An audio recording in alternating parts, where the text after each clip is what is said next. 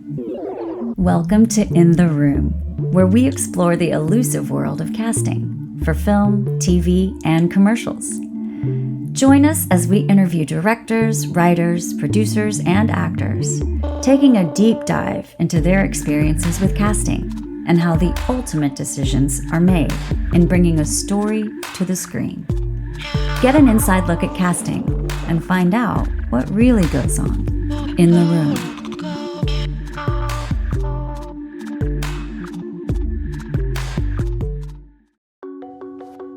Everybody breathing, everybody relaxed.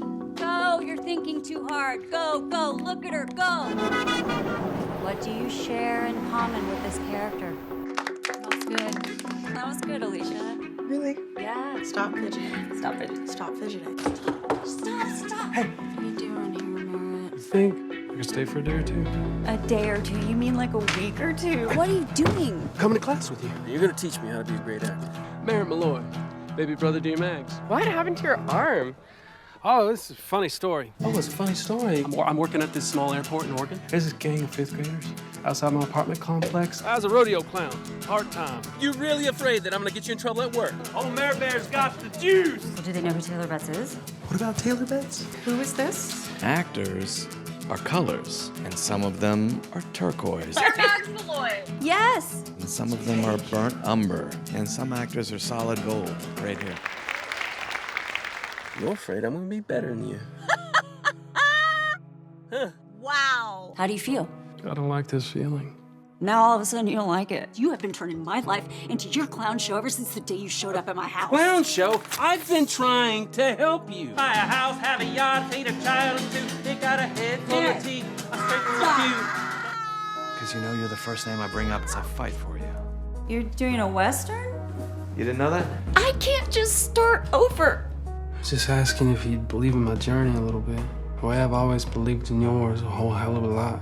We feel it. We don't run from our feelings. It's hard. Welcome to class.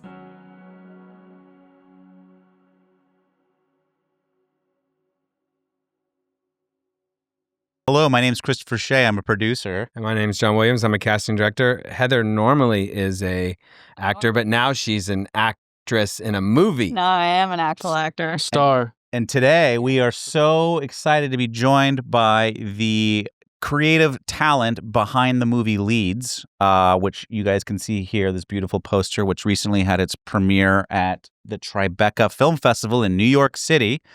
And New York City? So If incredibly, you tune in on YouTube, you can see the beautiful poster. and we're so incredibly excited to be joined by writer, director, editor Bryan Poyser, who is a two-time Independent Spirit Award nominee.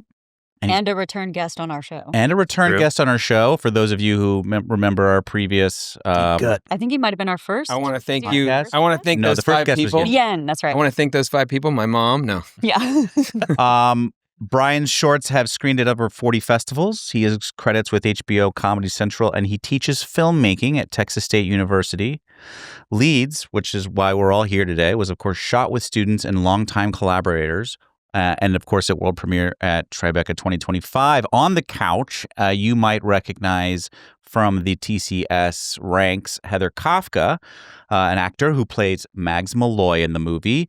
And with over 30 years of screen credits, Heather has worked with auteurs like Richard Linklater, Terrence Malick, and acted opposite Keanu Reeves, Tim Roth, Natalie Portman, and Nicolas Cage. She starred in Lovers of Hate, Bryan's previous film that went to Sundance, appeared in HBO's The Leftovers, Friday Night Lights, CSI's, Ava DuVernay's Queen Sugar, and is remembered as Henrietta in the Texas Chainsaw Massacre back in 2003.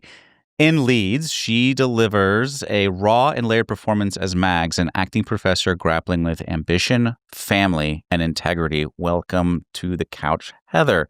And then, of course, Justin Arnold, who is with us, the actor who plays opposite Heather in Leads, playing Merritt Malloy, her brother. An Austin-based actor, writer, and musician, Justin Arnold has appeared at Sundance, South by Southwest, Slam Dance, and Fantastic Fest. He starred in Spike Jonze's Arcade Fire's Scene from the Suburbs, love that, and has worked with Bryan Poyser across multiple projects. In Leads, he plays Merritt, Mag's volatile brother. in a role shaped through improvisation. Justin also writes and directs films and recently released the EP Monster in the Road. Welcome to In the Room, everybody. It's pretty good. Thank you. Thank you for being with us today. Thank you for Thanks for having us. Justin, I think I kind of loosely knew about your dabbles into music. So, I mean, we're just covering the entire gambit here with regards to everything. You play some tunes in this movie, right? I do play a few songs. As I recall, now that I'm just thinking Was that about improv, or was Bryan like, "Can you play?" Well, the way we kind of developed this movie was I centered it around the two of them because I'd worked with both of them multiple times, including in one short film that we made in 2018. I think is when we shot it, which is the first time I put the two of them together. And what was that called? It was called Go For It. We shot it in an actual sex dungeon in East Austin. Where's that exactly? Shut up. Well, It's John Williams' house. sadly, it is no more. Oh, that one. Yeah, exactly. But I, and they've been friends. It's like I've known both of them for multiple decades now, I think. And so I kind of based it, because the whole movie was putting the cart before the horse over and over and over again, to the point where I was like, it was like in September of 2023, I was like, I'm going to make a movie during my winter break of teaching, which was December of 2023. So it's like, I don't have time to write a script. So how about I just like put together two great actors who I know and have them center the whole movie around them. And then we'll develop the script and the story together, like as we go. What did you have in place? I had an idea. I had a pitch. It was one of the best writing experiences I've ever had because there was no script to show anyone. I was just pitching it and being like, "Do you want to be involved?" Well, asking people you for money. said that last time you were here. Yeah. You said, "Heather, I got something maybe that I want to do." Yeah. I mean, that's when I was noodling What's the on 2 or 3 sentence pitch? How did it sound? What did it sound like? Basically, it was just like an acting teacher, Heather, who like almost but not quite made it and is now teaching, has her, volatile brother come to town, and he decides that he wants to be an actor too, so he invades her acting class. So that was it. That was the concept, was the end of it, Because when I was thinking about like, what could I do with the two of them? At first it was like, oh, could they be lovers? And I was like, it's boring. Yeah. It's like, to me, I have a sister. There are great sibling movies out there. There's not very many of them, but there's like, You Can Count on Me was like definitely a comp. Yeah. As was The Savages, which is another great one. Yeah. Both of them starring Laura Linney. Great sibling films. Happened to. And I was just like, that could be so much more interesting relationship. So anyway, as we were developing it, I'm coming back to the point here. Take your time. I would get together with each one of them and like interview them, talk to them about, what this character could be. And every time I would go over to Justin's house to talk to him about the character, he would just be like, "Hey, let me play the song for you." And he would just like keep playing songs. And I'd be like, "We're kind of supposed to be talking about the idea, And then I was like, wait a minute, I think he's telling me that he wants this guy to play music. And so that I kind of was like, oh, actually, I think that would be a really interesting element to add to this character, because he's supposed to be this dude who like changes jobs and changes ambitions every 6 months. And so sounds like a musician. Exactly. And so it was like, and because that's the whole idea, is that he decides I'm going to be an actor now. And so he goes on to that. But it's like, what if he's also in the midst of exploring this music thing? And so he shows up with a guitar and a, handful of songs, and his sister is just like, "What? Now you're a musician? What is this shit?" So that's where it came from. Mm-hmm. Justin just sort of played his way into my heart. And so, from your pedestal where you're at orchestrating things, yeah, a lot of people, I think some of the best directors are the ones that stay open to the possibilities of what comes their way. Right. Honestly, I find myself in moments where, like, if I just wait and be patient, what needs to happen will reveal itself organically. Yeah. And that sounds like very much what kind of happened in that moment. Yeah. I mean, I kind of like boxed myself into a position where I could only go by instinct, And in terms of like what who these people were supposed to be. It's like, yes, so much of it was based on them, but also me and my situation and my background and things that I think about or worry about, and then them too. And then with the student actors, the student ensemble in the film, like they were part of the development process as well, and it kind of like drew a lot from who they were and what they were going through. Again, part of it was just for efficiency's sake, because it was just like literally I didn't have enough time to write a script, Right. and like be like, did I get this right? I don't know, and like send it to people. That was like kind of the best part of it too, was because there's no script for anyone to like say no to. They could only just say no to me. Incredible. To me, Well, that pitching. can also turn out really bad, but it seemed to turn out and work. How did you guys Yeah. approach, did you know, like, the day before what the scenes were, or how planned was it for you guys? No, and I think I approached the whole entire project that way, that like it could either turn out really bad or it could Which it be didn't. It was a great your performance was experience. incredible. Thank you, A John. brave actor. Yeah. But So was yours. But I fully expected my performance to be not good, because I have been trying so hard to make a career for myself for so long, and every project or any job I ever got was with, all guns blazing. I'm a professional trying to get better every time. I'm using all my skills, everything I've ever learned in life and past jobs and whatever schooling I've had, and I'm pulling out all the stops, and this job is always going to be to the next job, and I'm trying and trying and trying. And quite honestly, this was a place in my life where I'm of a certain age, I have a certain life, I'm very much an adult, I have a child, I have all of these things going on that are weighing me down, that I have spent the majority of the past years just adulting and just trying to exist as a human being, as like being the best version of an adult functioning that I can. There's no art happening. There's no creative process. There's no like playing in my room and imagining dragons, and none of that is going on. So there's no creative muscle being exercised. So, for me to actually get on a set and act, let alone be number one on a call sheet, fully expecting to shit the bed. Like, I'm like, what am I doing here? Right? So part of me was looking at it as like, okay, well, you're at this place in life. This is either going to be just your sort of like last give to this thing that you devoted your life to, and enjoy this time with Bryan. You can have another go around. He's one of your very best friends, and let's just enjoy this experience. And it's maybe not going to be great. Maybe no one's going to see it. I mean, we're just some huckleberries with no money, and we're just doing this thing. We got no script. I don't know. A bunch of like, school kids are making it. Who knows what it's going to be? Or maybe it'll be great. I don't know. But I'll just show up. And talk about your influence in a non-existent script with regards to Mags Malloy and this character who is this acting teacher. And, the plot does take a certain turn at one point. There are some heavy moments in the story. I don't want to give anything too much away, but like you're developing this with these two gentlemen on the couch sitting next to you, right? So that's like an extra job to sort of pick up.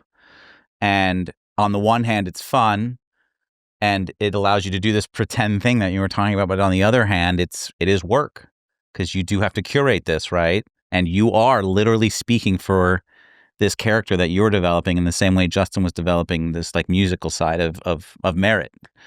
Well, I think in those moments, my 30 plus years of experience then just sort of instinctually came to the surface. And I also have people that I trust. And I actually have worked with Justin more than any other actor, believe it or not. And then we could be in the room and work together. Was Mags always going to be an acting teacher? Yeah. Okay. Yeah, because it was like, but I can say that there's an element in the movie where you kind of discover that she has had ambitions to be a filmmaker too, to be a storyteller. And that was not part of it. That was not part of the original conception of the character. And that honestly came from Heather. Like the way that we sort of developed the script was that like sometimes in the middle of the night, Heather would like send me long texts of ideas of like how to shoot certain things or essentially like a rewrite of a scene. So like there's this one crucial scene near the beginning of the movie where she has this like kind of intimate moment with one of her students, which on the page, there wasn't any dialogue. There was an idea of how that scene was supposed to go out. A couple sentences. Yes. That was bad, that I wrote, that would have been bad if we had tried to make it. And I think Heather never actually said that, but she did offer alternatives, including an alternative that was so much better. So essentially that scene and how it was shot and what the rhythm of it was, she wrote, essentially. Which is, look, I've seen the film, and that scene is an incredibly pivotal moment early on. It adds so much character to the story, and it's so amazing. What was so cool about it, because I've done Meisner, and it's like you guys captured that what happens in that exercise, and I've never seen it done in a way so subtly, so beautifully, where you start with this little, and you guys captured that emotion. Yeah. I've actually never done this. No, but you're an actor. It's capturing that what's going underneath the words, right? And then you guys, and a lot of times they can't, actors can't do it, and it was just so beautiful. Yeah, and it was played for comedy, but it's like once we did that, it's like I knew that okay, we need to introduce for the people who don't know what that is. Yeah. To the general audience who has no idea what that silly exercise is they do, we had to introduce it earlier, So then that was part of the writing process of. That's what happens when you write a script as you're shooting is that you have to like go back and make sure you get stuff to like lay the pipe for the thing that's going to happen later. Yeah. So there was that, and there's a couple other scenes that Heather kind of did the same thing with, where she would like send me ideas about like how to shoot certain things, and it wasn't like she was telling me how to direct. It was just she was just explaining how she was imagining stuff, because we had that sort of open line of communication, and with Justin too, like. Kind of being able to trade off ideas about what's going to happen in this scene that I haven't written yet, but we know that we're going to shoot. We know what it's supposed to be. And as it was going on, I was like, oh my God, like Heather, like her impulses as a director are coming out. So therefore they should come out in mags too. And so the whole idea where like she tried to shoot this movie with her daughter when she was an infant, that came later. That came like halfway through the shooting. Like we were already like halfway through the shoot, I think, when we got up to that point. And that was an idea born halfway through the shoot? Yes. Oh my God. Because I had done that. I had tried to make a movie with my daughter when she was 7 months old that starred Heather. So I had this footage that was literally 7 years old of Heather like, younger and Hazel younger. So I was like, wouldn't it be so cool if I could include that in the movie? And then, it ends up being kind of a significant part of the whole thing. Totally. Yeah. So that was like that organic, development of the script was one of the things that made it so much fun, even though it was incredibly stressful to make this movie. Yeah. Because I just was making it hard for all of us to really know where the fuck are we going with this thing. It's so crazy because you guys, it had so much structure and so much emotional balance, and each scene felt like it was done correctly. And normally in this, when a lot of people have made great improv movies, but it doesn't have that structure. It doesn't have that, like, to get that gift for the end button of everything and not have that. I feel like ultimately that's at the helm of Bryan, because for some reason it's like we could start from a place of it. And I want to stress, like, this is not an improvised movie in the way that people talk about improvised movies. We were not on set every day improvising dialogue. It's like it was born out of improvisation because there was no script initially. There were improvised rehearsals that led to characters and scenes, and then Bryan would go home and write scenes that would then come to chunks of a script that was developing. And then we would continue to discuss, and then Bryan would write more. And then as far as I know, I don't know, Bryan, correct me if I'm wrong, did you have pretty much an entire script written before we started shooting? Or just kind of like I finally had a completed script when we finished shooting. Yeah, so I feel, so we started. And it was 120 pages long. We started with like a chunk of script. Yeah. And he had like ideas of where we were headed. Basically. Yeah. He had ideas of where we were headed. And then at some point he had an idea of an ending.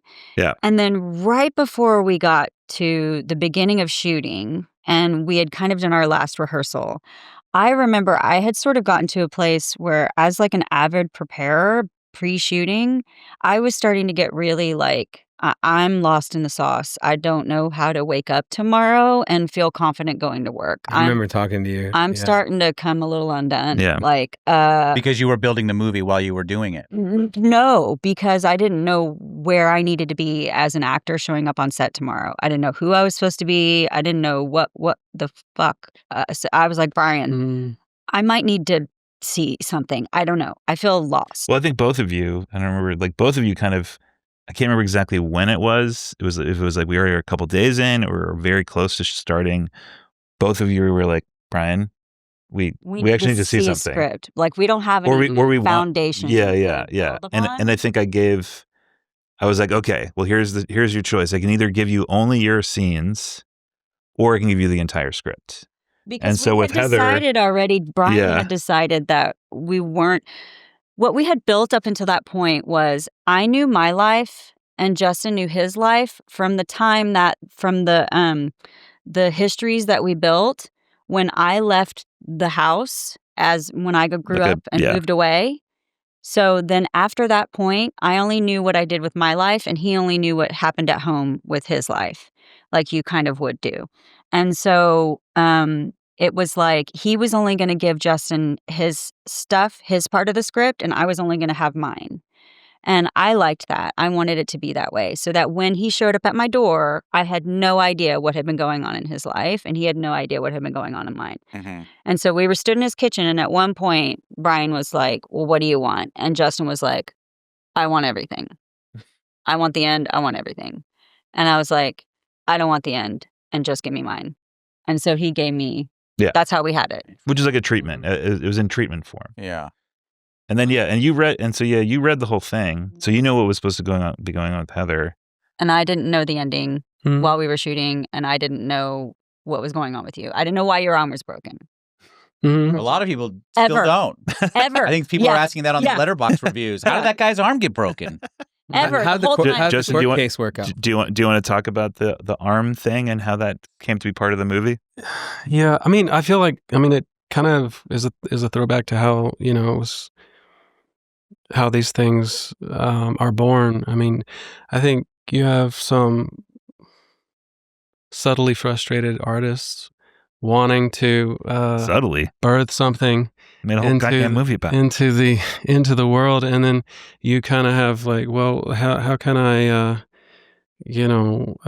consciously or unconsciously stick it to the man and tell everybody to kind of, go F off. I'm going to make my own thing. I'm going to do I'll take agency into my own hands. And what do you do? You only have what your hands have been working in. So we have our mere lives to draw from. I mean, I always wanted to play like some, mysterious cowboy that comes into town and drifter man and drifts into town and then has this like whimsical, like, kind of experience in a world that he's not familiar with, but it's a clashing of, some old cowboy spirit with a bunch of city folk, and then both, all of our lives are changed at the end. And we kind of we get to watch, like, let's put these two, like, the juxtaposition of opposites in a petri dish and shake it up, and like let's see where what magic can unfold. And I think when we put it all in there, we did. There was like so much bubbling up, and there was like an overwhelming energy coming up. But we were like, we would watch like Mike Lee. Lee. We would watch, watch some Mike Lee films and those hyper improvised films. And I would, as an actor, even like, and I love the experiment of it all. But I was just like, man, I just don't want to be floundering whatsoever. I don't want to just be like a fish flapping around trying to get from point A to point B. And Bryan is such a great writer. I was like, you have to write us a script. We've got so much, we've kind of like developed this story in full. Like it's almost like the novel was already written with meeting up, talking about our characters, talking about what we want to be. It's like, I want to be a rodeo clown that comes in. He's like, and then and he just has this whimsy. He dated this young woman who wanted to be, a rock star, and I'll be a rock star if that's what's going to impress you. Like I'll be a rock star too. And now I'm here with my baby sis, and like the North Star for her is acting. And it's like your North Star is my North Star now. Let's do so. It was more like we had so much background and really so much in the chamber to fire off.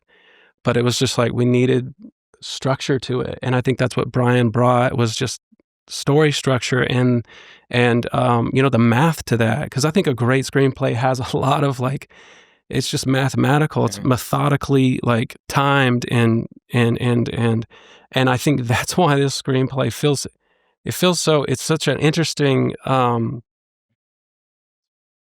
adventure to go on with your pals. Because that was birthed out of a lot of improvisation, but it was also just like that's what a screenwriter does. They birth something out of a bunch of improvisation, and then they sculpt it and lean it out and perfect it. And then it was just like, so Bryan would send us 10 pages before a shoot, before the next day's deal, and we got to be ready, right? But because we were so saturated already with the characters, it was like learning the dialogue was immediate. It was just like you immediately, Bryan wrote in the voice of Merritt, and so I would immediately just pick up and I would just like enjoy it. I would just laugh and it'd be like, I know exactly what you're trying to do, because this is what we are trying to do collectively, and it's so cool. I think that's what every director and actor want, is like, we understand the mood, we understand the tone, we understand the place, and we are free to just like dancing, dance, play. And it's a bummer because like writing for Merritt's character was all just playing grab assy and stuff, and it was just like there were certain points in the development of the story where I was just like, I am torturing this poor woman. Max's character, it's like because there are elements. This is one of the things that happens when you make a movie like this, is that the first draft of the script is the shoot, which means you end up shooting a kind of a lot of stuff that doesn't work as you would in a first draft. It's like you overwrite it, you overshoot it. So there's like a lot of elements, especially in the first act of the movie, that we ended up taking out. And some of that was things like that you shot that stuff that we shot that we were like, okay, this is like, in a way, some of it was just like, this is too much, or it's just too much. It's like it's making her poor life just too miserable. And okay, that's good to know. And so that's part of the reason why. And it was also just like a lesson to me of like, there are moments we have to give this character glimmers of hope, because she's dealing with a lot in this story, and there's a lot of pressure on her. Most of it self-imposed, which I can relate to, as I'm sure every artist out there can relate to. And so in a way, there were sort of moments of like, what's like a valve we can sort of open for her. I do remember feeling while we were shooting at a moment like where I was like, oh my God, everybody is going to hate me. Right.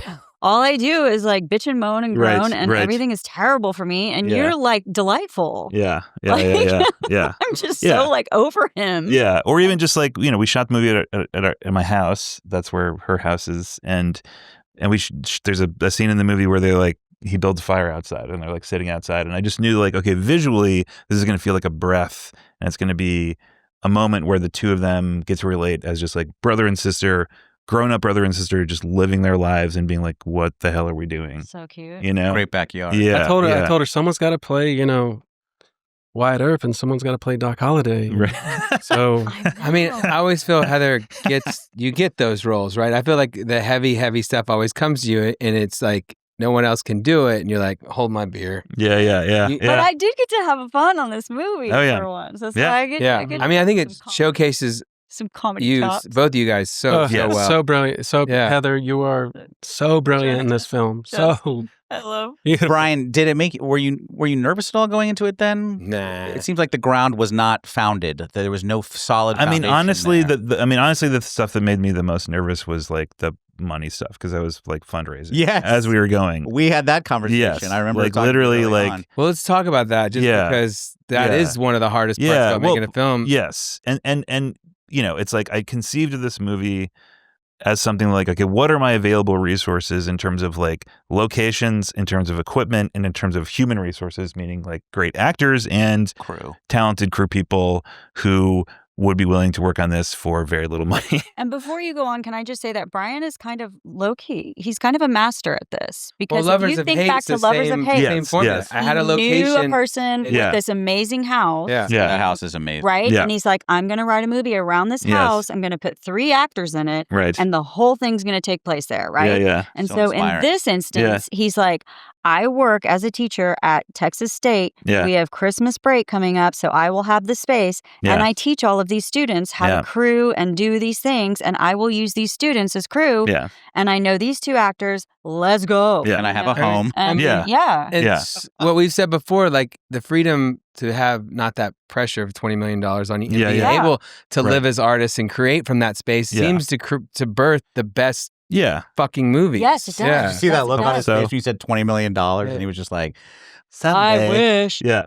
No, I Would mean, it be fair to say that this movie has the lowest budget of all the movies you've made to No. date? Okay. No. Okay. It's like it's Feature film. It's out of the 4, it's the 3rd most expensive. Oh, wow. Yeah. Okay. Wow. But the number 2 and number 3 are really, really close. 2025. Yes. Well, you know, There's the- inflation. yeah, and you've got had a wide Yeah. range. Yeah. So the distance between this one and the most expensive movie that I made is a factor of 10. Yeah. So Wow. more actually. So it's only $5 million. This movie. Yeah. It's about that. It's about Okay, that. cool. You know, it's also, I feel like it's interesting to say too, a lot of your movies, you know, they walk a really fine line between character and story. Right. In terms of like, I think both feel like they're kind of pretty well. Yeah. I feel like this movie, and these guys are already talking about it, like the characters were fleshed out so early and so intricately. Right. And that really comes to us in a way. And then what they're saying to you is like, Bryan, give us some story. Bring the story into it. And so the story comes and you use these elements of your own personal life. I mean, really, it's just like a synthesis of generation that happened in like a vacuum with very little resources at all. Yeah. And it's one of the more inspiring films I've seen this year, Thank honestly. you. It's Thank just you. from a filmmaker's perspective. Yeah, It's just you dream of having to work with such a talented cast. You dream of working. I've met a lot of your crew. I was on set. Right. No one wanted to kill each other Yeah, or anything. no. Everybody had a No, we were really doing good, great. positive vibe about Yeah. everything. Heather was super excited, and when she wasn't working on set, she was there and she was like in the moment helping people. Easter egg, Chris Shea plays my agent. Yep, That's true. I heard the Yeah, voice. That's true. Yeah, that guy's incredible. That guy's amazing. And they John were Michael. actually talking to each other John Michael. Heather was driving around. Which I thought, first when I Yeah. saw John Michael, I thought it was going to be John Michael. Yeah. Yeah, No. I think I was sitting at home watching Yeah. an episode of Foundation Yeah. or something, and Bryan, I got a text that said, "Hey, would you mind being this agent for Heather?" That was sure. That was And then me. it literally,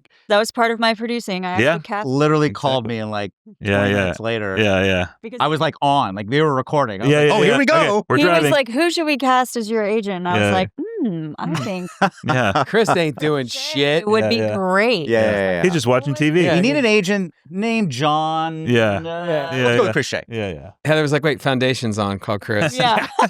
So, so bravo on that in terms of Thank you. combining the two. Because I think of like movies like The Bounce Back. Oh, we don't call it The Bounce Back The anymore. Love and Air Sex. Right. Or even Lovers of Hate. Yeah. Which, again, I think it's really interesting that movie kind of pops up. There's an homage to it in this movie called, Yes. what do we call it? Sunspots, right? Sunspots. Yeah. And that's a very interesting moment, too, because, Heather, that was what you went to Sundance with that film. Yeah. Along with Karpovsky, Alice Karpovsky, Yeah, and Chris David Dubeck. Lowery was the DP for it.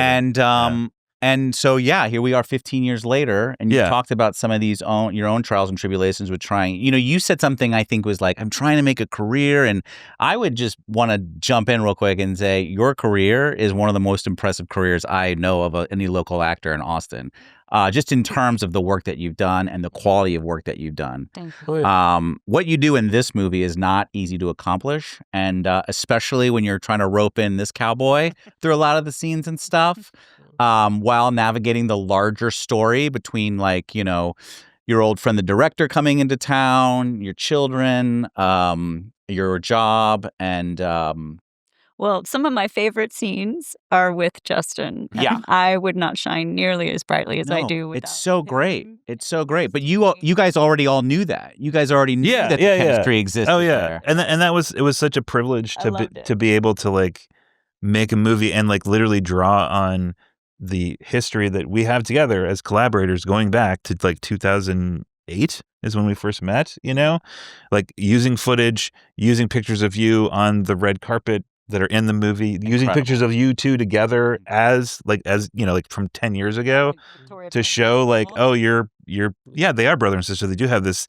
or pictures of Hazel Poyser, who plays her daughter, who's my daughter, like pictures of Hazel and Justin when Hazel was like, you know, little baby, like 2 years old. Mm-hmm. And it was just like, and I'm just like, why not use this? Like, because so many other movies, they have to fake that stuff.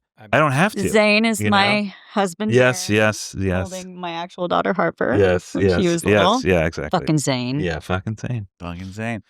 And we got Macon Blair and Sarah the great Sarah Paxton delivering some amazing performances. Courtney Voss, your production designer, yes, turns in she's an in amazing there. motel She's in there. employee. Courtney One of Voss my favorite is people in the world. Yeah. Still following me around, dressing me to this day. Right. I love her dearly. So when you guys went to New York, the Big Apple, premiere, what?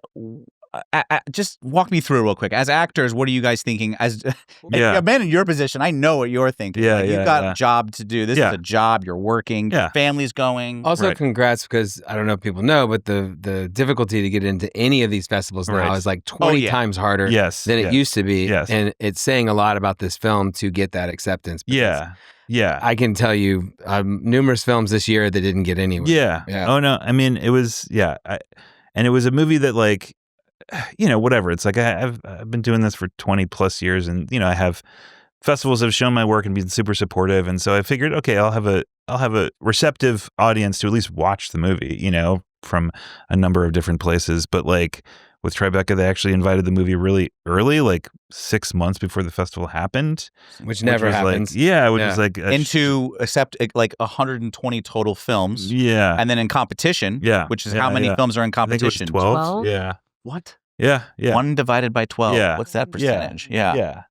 And so and for me, that was just like, I was so incredibly thrilled to be able to tell them this, because, and not just them, but like all the people who worked on the movie, which is mostly students. Yeah. Like either current students or people who like just graduated, who I taught, you know, like showing them how to use, you know, DSLRs and showing them how to hold a boom and talk to them about budgets. And like these students who, a lot of them, you know, like worked on the movie for like nothing, you know, for like class credit or something, or paid them a little bit.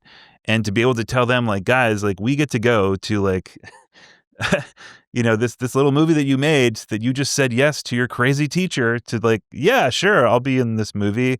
Like we get to go to like the, you know, center of, you know, of cinema in this country, Tier New York 1 City, film festival, to this major film festival, and like show them what we got. You know, and 37 of them came. Yes, they all came. Amazing. I wondered how many would have made it up. Oh my God. So it was crazy. And so our red carpet, it was just like just tons of people.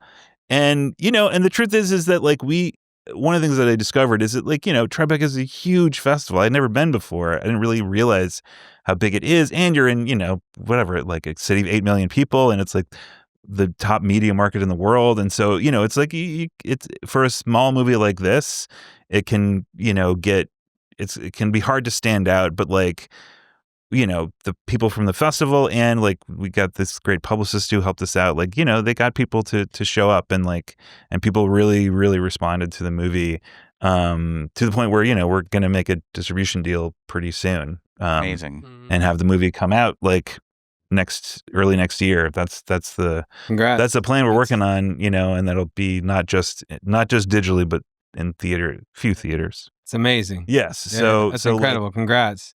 That's not easy to do today. It's really hard to do today. Yeah, very hard to do in 2020. Yeah. And like, just to go from the seed of this movie, which was just like, I need to make a goddamn movie again. It's been 10 years since I made a feature.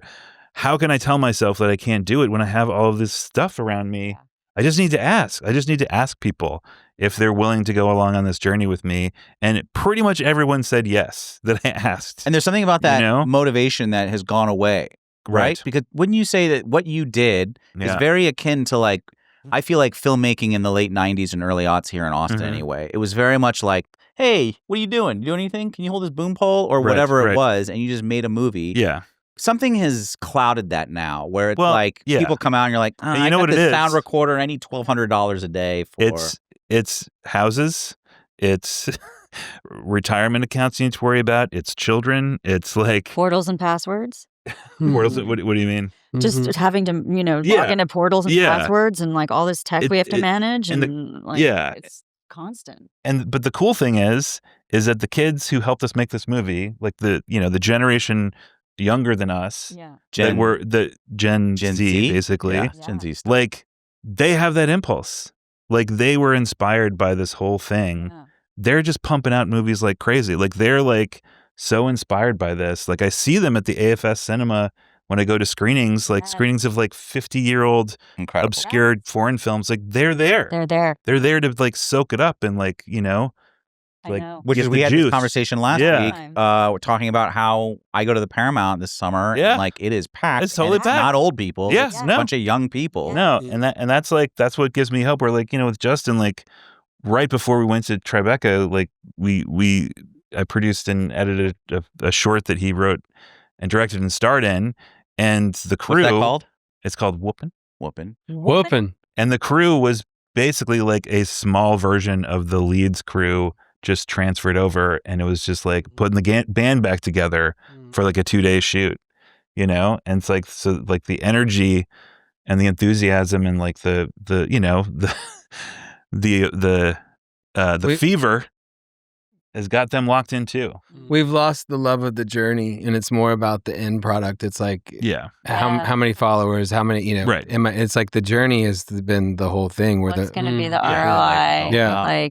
Is this worth it? Is it worth the struggle? Yeah. Instead of like we're just gonna lock in and enjoy the experience. Yeah, because where you start and where you end is how you grow and how you change. I mean, we're just talking about it. I can see the journey is what gave you guys the richness. Was there anything about this journey that changed each of y'all through this process? Did anything about you guys change? Your understanding, your patience level, your humor level, your stress level? Did anybody get any kind of benign cysts pop up somewhere? Anything like that? Did you learn something? I think, just some of those, core philosophical like principles, like it's just doing the same thing expecting a different result. It's crazy. You have to put yourself out there, ask for what you want to get what you need, try and be as kind as you possibly can, and also not take anybody's shit. Love that one. And yeah, I mean, you think, you hear all the old artists and, like generations past, they tell you, keep your name clean and focus on your work, focus on the legacy of it all. And, all your angels will come to your rescue. And I think that's true. It does. That will happen if you focus on the work. If you focus on, trying to hone what you're attempting to say collectively with all of your works, it's just because that's all you have is just sharpening like the clarity of what you're attempting to say before we exit stage, right? Yeah. So I think that will happen if you stay focused. But you have to understand, it's like, you want the praise, you want the pats on the back, you want the accolades, you want the resources, you want the money, you want the land, you want to look at, the people in arm's distance and go, don't worry, you're safe. And I think that's the thing. It's like, that's what's harder and harder to really, achieve. Yeah, because nothing's guaranteed. Achieve. Yeah. You can be an artist, and you can do that, but the rolling of the dice is wildly. It's very.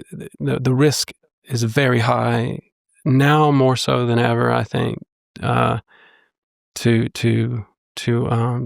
intentionally go, like, I'm going to go down this path, and I'm, potentially not going to have children, and I'm potentially not going to get, married. I'm potentially not going to own a home, and I'm potentially not, and I think, we don't talk about those things because we have to put on the facade of success. And, I think as an artist, you have to be able to look at, to be mature, you have to go, I see the great pain, but I see also the value in the journey. Well, this is life. It can be wildly painful and crush you. And you can stand in the face of that and be mature enough to take it and still not lose the, not lose. Are we going to call it hope? Well, or the spark? No, just, not lose the sight of beauty, then not lose the being able to receive, like to also consume the abundance of beauty that's around, because it may not be, it may not look like what Instagram or what, laud as success, being on the red carpet, having the fancy, the fancy dress on the it's just, I think for me, it's always been like being truthful and being honest. And I wanted to get deep. I wanted to be so like, I wanted to stand in that integrity. My integrity means everything to me, and and I'm not perfect. I have to apologize all the time, but at the same time, it's like we really have to get, I think, to tell young artists coming up, if you want this, you can have it. But the risks are there, and you can fortify yourself the best you can with, maybe you were born a mile from the river, maybe you were born 500 miles from the river. What do you want to do, and how do you, what do you want to say before you go? And if you're born 500 miles away from the river, you better start asking for what you want to get what you need as soon as possible, because it's, I've been doing this exercise where thinking about when I'm 80, and that's just so eloquently put when you lay there and you look back and you're like, who was I? What am I? And what matters? I've been telling people too, I'm like, who was the richest man in 1743? And people are like, I don't fucking know. And I go, no, exactly. Yeah, exactly. Exactly. Yeah. It's true. Yeah. It's the legacy. It's like, it's your service to humanity. Yeah. Service. Yeah. Because, and it may be all in and it's all in vanity, and no one will remember, but you remember now. We are here now. We are here to remember if we're lucky enough to reach the age of 80 and look back and say, man, maybe I'm not perfect, but I swung for the fences. I tried and I swung. I swung for the fences. Yeah. So you were going to say, I saw you get non-emotional. The question was asked. Because I never cry. No, you never cry. I think that was really well put, man. That was really Sure. Now you're up, Heather. No, I'm not. Good luck. Oh, that. Thanks. I'm gonna shit the bed. I think I've been trying to say goodbye to this for a long time now, because I do feel like I'm 80. And I feel like, since I can remember being alive as a little girl, I've had this dream of what living my life as an actor would look like. And it's because I never felt like I was very good at civilian life, and I'm still really not. Though I think I'm kind of a good actor, so I make good at being a civilian, right? It looks like you are. Well, so right now so I'm convincing. in nonprofit work, so I'm in my staff meeting yesterday. I'm trying really hard to be good at this nonprofit job that I'm doing. And so wherever I go, I'm trying to be really good at it. And because I was never able to stay inside the screen and be a full-time actor, it just has been so painful for me for so long. And now that I'm getting older, it's like I don't want to continue to try if it's just gonna elude me, you know? It's just too painful.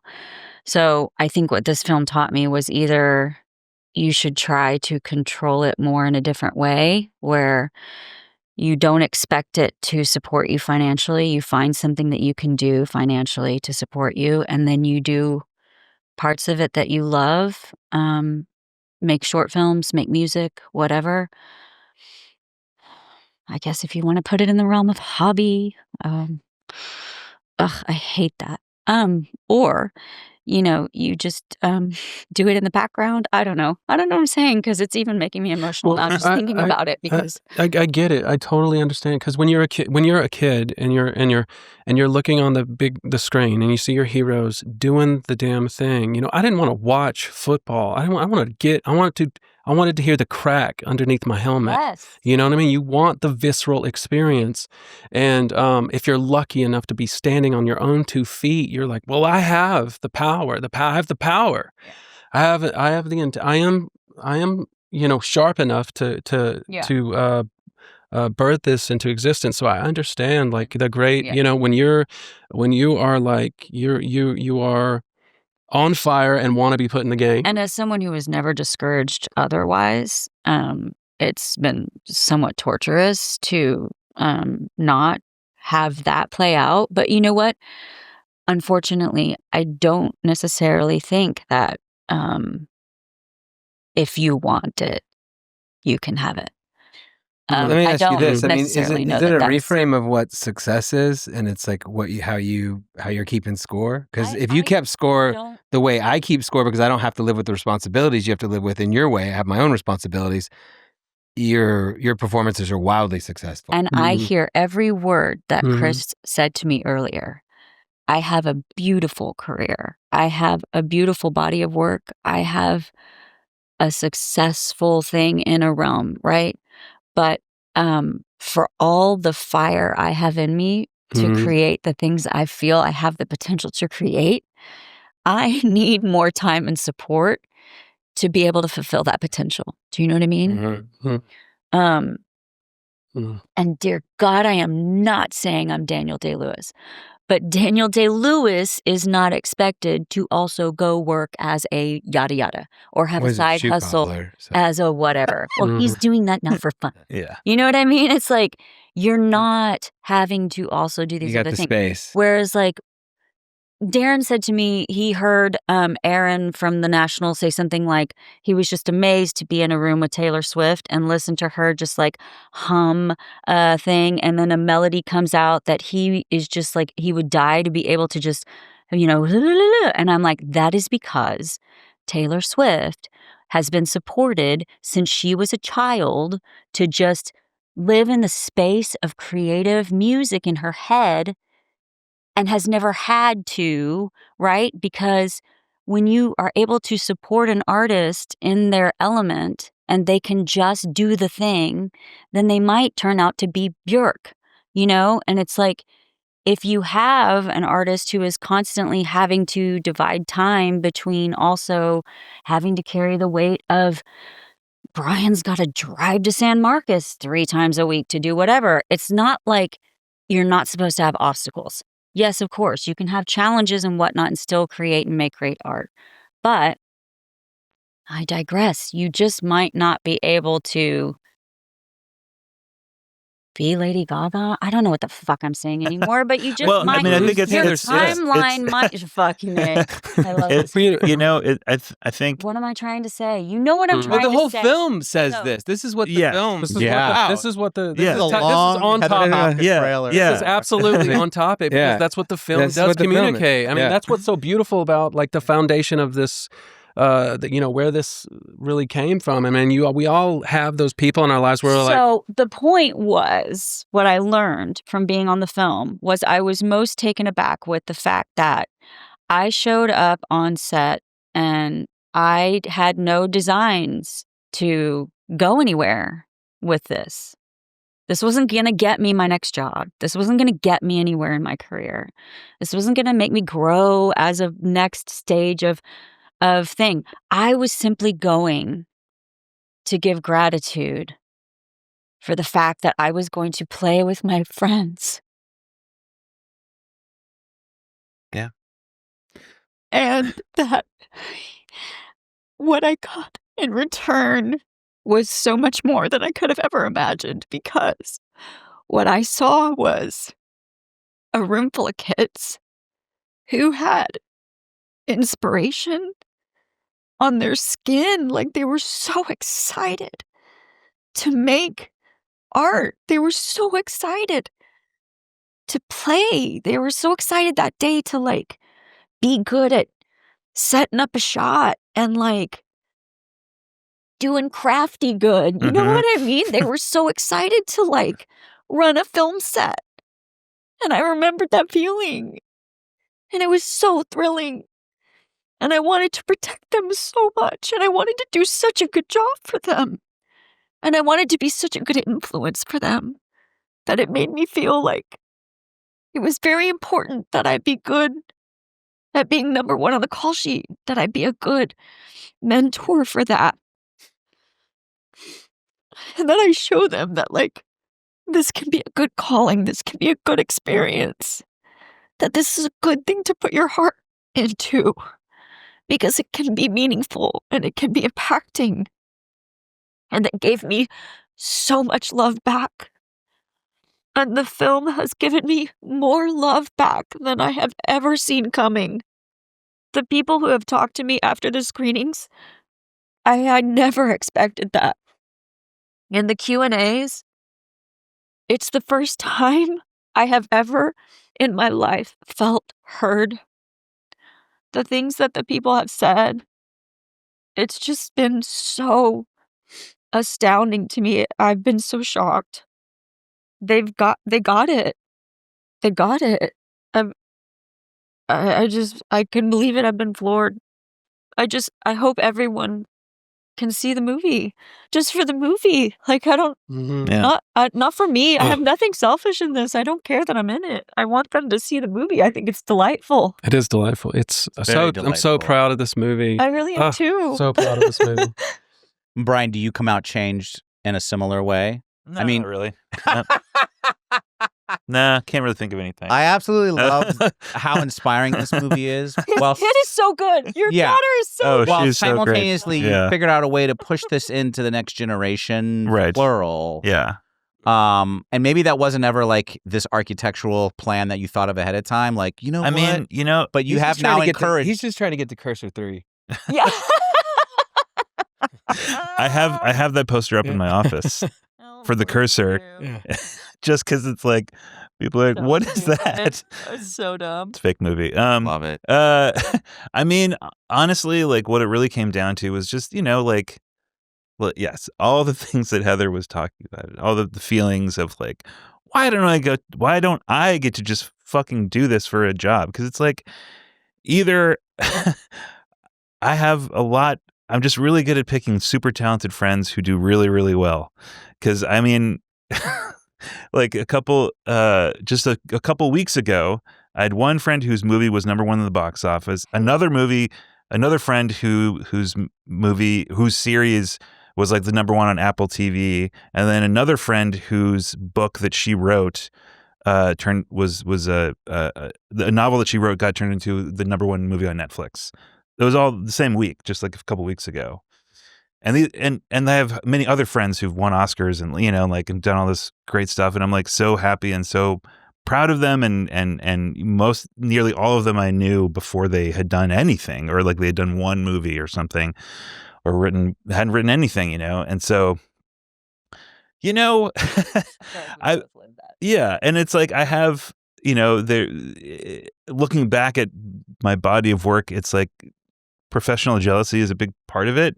But the truth is that it comes from the life that I was living when I was a little kid, because my mom is, she's an artist. She's an illustrator. She was like one of the top like illustrators for science fiction and fantasy, like book covers in the 70s and 80s. Watch the other episode. Yes. Yeah. And so she struggled with professional jealousy all the time. I remember as a kid just listening to her, like being both thrilled for her friends who were doing great and fucking pissed off too, you know?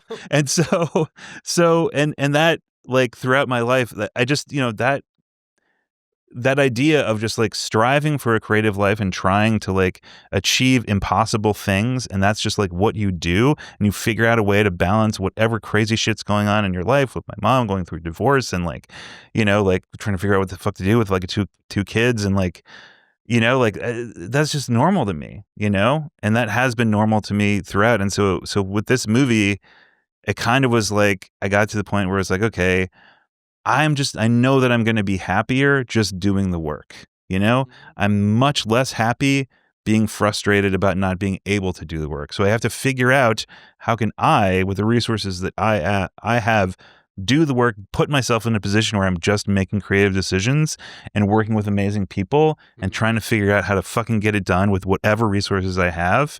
And I can stop at any time. You know, like I can just stop doing this, and it probably would be better for my health and my personal life if I did. But I also know that I would be miserable because that's how I've felt when I'm not working. Yeah. So it's just better overall to have a creative project that I'm putting 110% in. Yeah. For anybody who's ever spent time in a job where they're staring out a window in the middle of the day, wondering how or why they should want or could be doing something that's more interesting to them. Yeah. I mean, you know that you kind of never want to actually find yourself back in that position. Yeah. And if it means doing the hard thing. Right. Then Fuck do you, the man. hard You had a window? I was working at a frame shop. I did learn how to frame. John in the basement. Yeah. You got a fucking window, man? You were lucky. Well, we all have that moment at some point is what I'm trying to say. And I think as you get older, obviously, there's pressure. There's just fiscal pressure. We live in a capitalist society. You just have to like, I need to go somewhere where I'm getting a paycheck every single day or whatever. Right. And filmmaking is not necessarily that at all. Especially, it can be at times. It definitely can be, but, you know, but if your movie's also number one in the nation. Yeah. And also the truth is that all of those friends that I know, whenever I talk to them, guess what they're doing? Fucking complaining. Yeah. You know, it's like, that's the lesson, is that it doesn't get better just because you have more money. Because it's like, even Taylor Swift, she's got a global brand that she has to manage. Yeah. That also is a huge job. Well, she had to get her rights back. She had to do all that stuff where she got screwed. I mean, there's stuff Scorsese saying, I couldn't get this made. I couldn't do that. Yeah. It's all disappointment and artist failure. Struggle, you know? Yeah. Once a week, I think I say to myself, people who have exuberant amounts of money are not necessarily happy in this life. In fact, it's probably the quite opposite. Mo money. Well, I think that's the thing. Like just to kind of like tie it in, is like feeling the fear and doing it anyway, and like having the maturity to kind of like third party perspective and be like, yeah, you know, I have no idea how to stare down the lens that they're rifling down like someone else's life, but I have this life, and everything else is the noise. You know, friends doing great, you love it. You also like professional jealousy, whatever, you know, whatever it might be. It's just like, or you know, we only have like, we can quiet and do the work. We can quiet and do, okay, what now? What next? What next? What next? And we can chip away at it. I think that's kind of like geography and timing. Yeah. I live in Austin, Texas. Right. For now. Until tomorrow morning. Until tomorrow morning. Until tomorrow morning. I'm officially. Justin's about to embark on a very journey. World tour with his music. Yeah. A world. But with this is great. He was just saying what next 3 times. We're kind of running to the end, but maybe you could just tell us what's next. What's going on? Yeah. For me, I'm gonna do a. Don't forget that short film, son. I want to know about that. Yes, sir. Okay, short film. I wrote, direct, and star alongside Frank Mosley, who may or may not know, who just Did Hit a grand slam for me. Just a beautiful actor. Such a pleasure to have him. And we made Frank's episode. a short film called Watch Frank's episode. I made a short film called Whoopin' about two brothers who come to blows after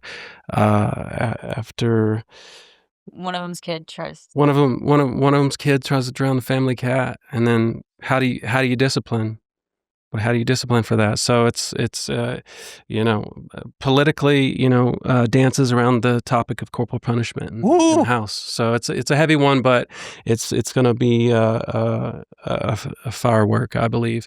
And then I'm about to hit the road. I'm going to go on a singer-songwriter tour, headed northeast, then southeast, then heading west up to Washington. So I'm gonna traipse all over this, but not alone. Fine, crazy country. Bow tie. It looks like you're doing a bow tie. Yes. Bow tie, classic bow tie transition across the country. But it's gonna be a long one. I mean, I'm going.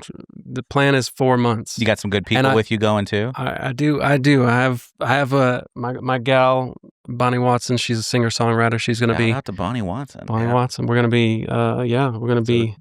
Watch out, Pawpaw, Michigan. That's right. They're coming. Watch out. Yeah. Yes. Exactly. They got a gig at Pawpaw. What is it? That's cool. Yeah. What is it near? That's my the grandfather's name. Near That's what we call my South Haven. call my dad. Yeah. It's near the coast. Mm-hmm. Near the lake. Kalamazoo. Near Kalamazoo. Yes, near Kalamazoo. Yeah. Watch out. We're coming for you. Yeah. Michigan. But other than that, That's a lot. Heather, what's next? Well, I guess some tacos. Other than Yeah, tacos. I currently work at Dress for Success Austin. We are a nonprofit that helps anyone who identifies as a woman who is in need. They can come in and get a 1-hour styling appointment. Oh my God, that's get amazing. 2 top to bottom outfits of our donated goods, free of charge, to help you and empower you in your job search for your interviews. When you get a job, you can come back and get 2 more free outfits, and then you have a week's worth of outfits in your new job. We also have work empowerment programs where you can learn how to write resumes and do job interviews and whatnot. And you help 18-year-olds stand there and do nothing. We help 18-year-olds. Yes, we have volunteer they need opportunities guidance. for people's kiddos. Thank you. You're welcome. Is it dressforsuccess.org or .com? It is dressforsuccessaustin.org, and it is a wonderful organization, and there are 9 badass women running it. And that Incredible. is what I am devoting my time to right now, as well as having a 17-year-old daughter who's a senior in high school. So I cry a lot. This podcast, where she doesn't cry at all. But you did. So You did also act in a short film by some friends of ours I did. that I saw. Heather. That is great. I did. So Tell us about that. Katie and Andrew, who have been on this very podcast. Yes. Katie Graham and Andrew Matthews. Yeah. Watch their episode. Watch Yeah. their episode. Yeah. And they We've done the world, guys. they produced Todd Rojas. Or did they not produce? They produced Todd Rojas' Yeah. film. Todd Rojas, which is watch promoted the tip episode. next Fuck My week. Son, which Fuck we will My have on the Son. show soon.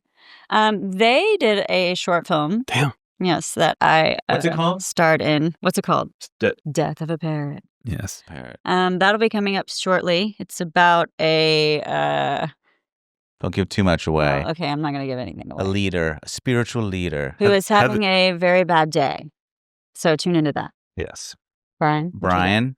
And before you go, Brian, I just want to give a shout out to Taylor Wright and Yes. Kim LeBlanc, Yes. who Yes. are listed as producers on your film. And I'm Yes. sure when you talk about being creative versus Yes. getting people and resources to help you do the Yes. thing so you can do the thing, Mhm. Yes. I'm sure that they were invaluable. Taylor Wright, to who the I call process. Mr. Wright. Yes. His first feature, Oh yeah. Yeah. incredible. What? Yeah. Incredible. Yeah. This guy? Taylor was a student of mine, and then did a ton of jobs at Texas State, and then kept working on student films at Texas State well after he graduated. So I knew that he knew everyone who was good at any task I would need. So I was like, okay, I need Heather and Justin to say yes for this movie. And then I need Taylor Wright to say yes to producing this movie. And if any one of them says no, I don't think it's going to happen. And so fortunately, Taylor said yes and did an incredible job. Absolute hustle. And yes, just Amazing. totally. I have to say Amazing. too, ensemble cast, right?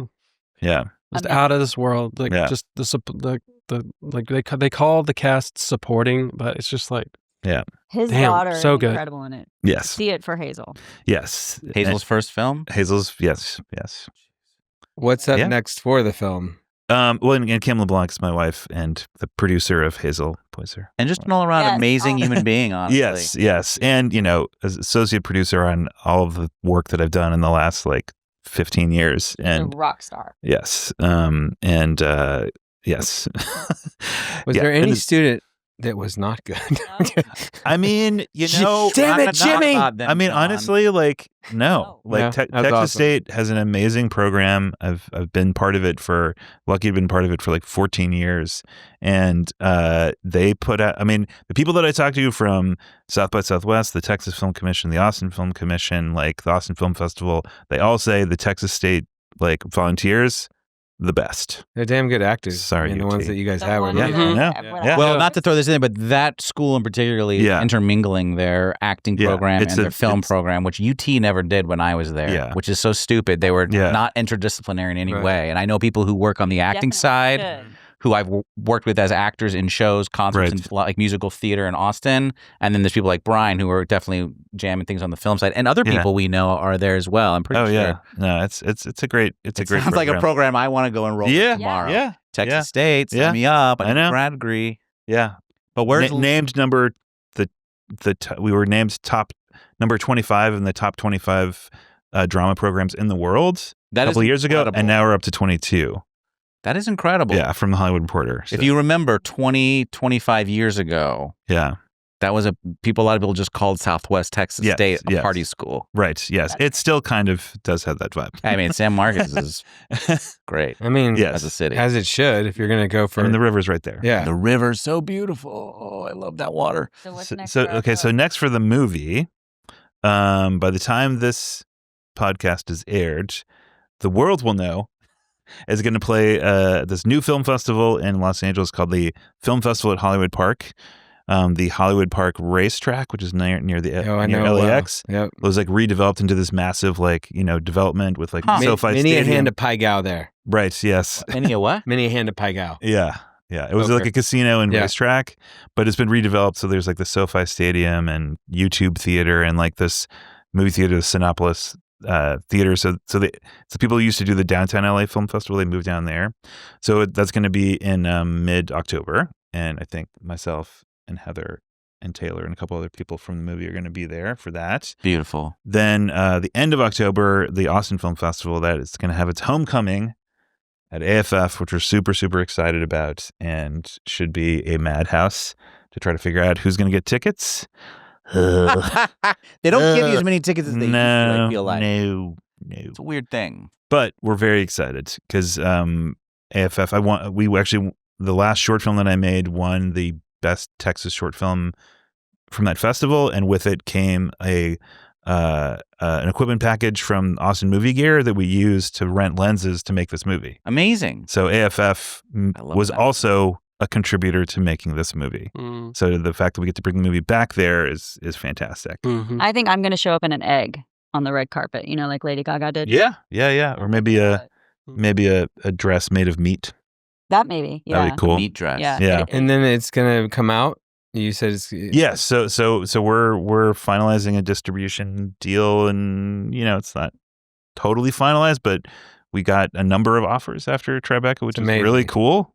Did not expect that. Well, that seems to be the status quo for the film right now. Yeah. Didn't expect that. Your expectations are being Yeah, exceeded. yeah, which is and great. then and so hopefully the goal is to have it out in digital platforms early next year, and then have a small theatrical too. awesome. And Maybe one more screening at AFS.